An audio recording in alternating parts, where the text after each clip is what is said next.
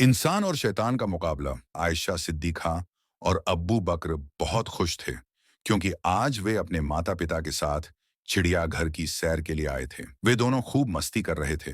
उन्होंने हाथी, शेर और लंबी गर्दन वाले जानवर जिराफ को देखा, जिससे वे बहुत खुश हुए। पास में ही एक इलाके की लड़की, जिसके हाथ में कॉपी थी, दिलचस्पी से जानवरों को देख रही थी।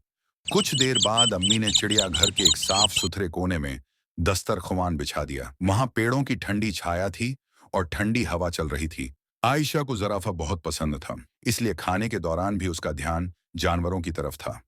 अबू बकर ने जल्दी से खाने के लिए हाथ बढ़ाया, मगर वालिद साहब ने नरमी से रोका।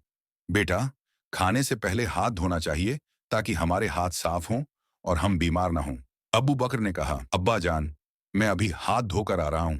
वालिद साहब बहुत खुश हुए और बोले, शाबाश बेटा। आयशा जानवर देखने की जल्दी में थी, इसलिए उसने निवाले तेजी से बिना चबाए निगलना शुरू कर दिए। अम्मी ने प्यार से टोका, बेटा, खाने को आराम आराम से और चबा चबा कर खाना चाहिए, वरना पेट में दर्द हो सकता है।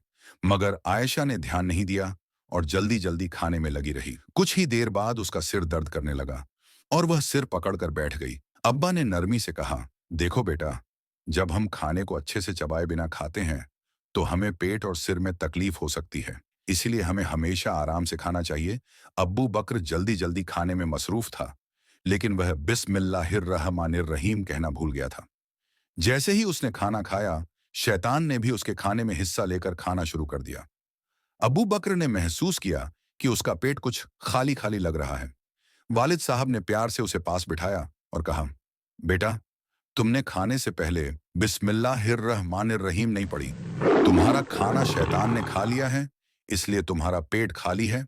अब्बू बकर को समझ आया कि खाने के आदाब कितने जरूरी हैं। उसने दोबारा खाने की कोशिश की और इस बार उसने पूरी तवज्जो से बिस्मिल्लाहिर्रहमानिर्रहीम पढ़ी। शैतान वहां से भाग गया और अब्बू बकर का पेट भर गया। इसी दौरान शेर के पिंजरे से एक जोरदार दहाड़ सुनाई दी, जिससे आयशा और अब्बू बकर दोनों चौंक गए। वे उसे देखने के लिए दौड़ने लगे, मगर अम्मी ने कहा, बेटा, खाना खाने के बाद की दुआ पढ़ लो। तो उन्होंने बैठकर यह दुआ पढ़ी, अल्हम्दुलिल्लाहिल्लज़ी अतआमना वसक़ाना वजअलना मिनल मुस्लिमीन। अब्बा ने खुशी से कहा, चलो बच्चों, अब मैं तुम्हें पास से जिराफ और हिरण दिखाने ले चलता हूं।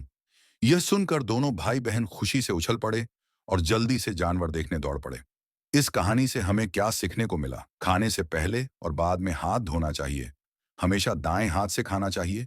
खाने को अच्छे से चबा चबा कर खाना चाहिए ताकि तबीयत खराब ना हो। खाने से पहले बिस्मिल्लाहिर्रहमानिर्रहीम कहना बहुत जरूरी है ताकि शैतान हमारे खाने में शरीक ना हो। खाने के बाद दुआ पढ़नी चाहिए।